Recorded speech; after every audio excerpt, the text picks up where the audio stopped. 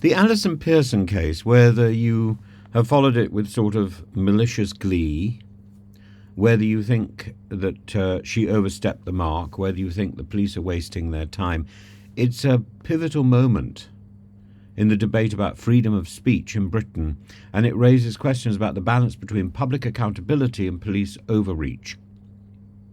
And Pearson, who's a Daily Telegraph columnist, found herself under investigation for allegedly inciting racial hatred through a social media post. However, she was not informed which post was under scrutiny, nor who'd filed the comment and the complaint, and police simply turned up at her door. This lack of transparency, with 2 police officers visiting her home on Remembrance Sunday, is an instance she described as a dreadful experience that left her angry with Essex police. And despite the lack of any formal charges, the case involved 3 police officers, 3 police forces, Metropolitan, Sussex and Essex, spanning a year of investigations, and the absurdity reached its peak when the Essex police formed a gold group, typically reserved for major incidents like terrorism, to handle the matter. As Boris Johnson decried the investigation as an appalling attack on free speech, public criticism mounted, including Graham Stringer likening the police to Stasi-like behaviour and Suella Braverman calling the situation an embarrassment. The crux of the issues lies in the concept of non-crime hate incidents, which, while not criminal, are recorded by police as if they are likely to cause distress, and it even includes children. As Stringer observes, non-crime hate incidents were never mandated by Parliament. Their application borders sometimes on the absurd, ranging from tweets about feminist songs to disputes over guide dogs.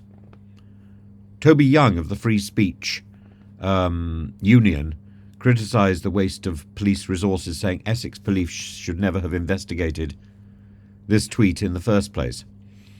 The use of the Public Order Act 1986 to justify any investigations raises further concerns. Originally intended to address public safety, its application in silencing dissent signals what Pearson calls a chilling effect on free speech.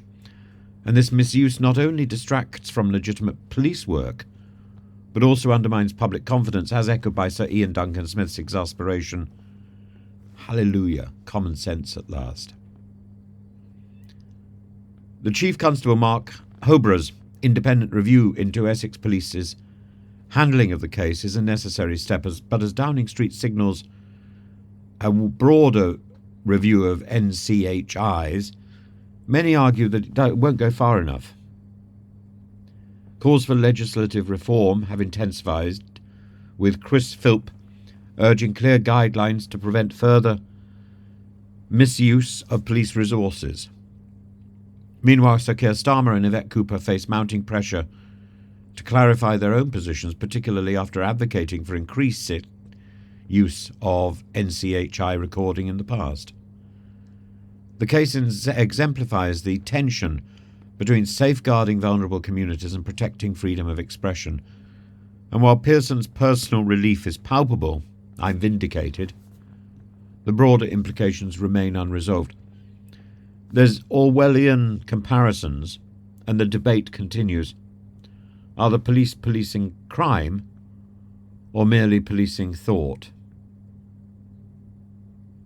I don't know, but what happens here and what one group of people object to could happen there, and another group of people will be targeted.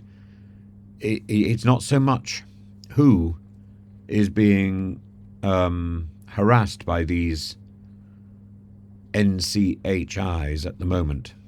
It's about the fact that they exist at all.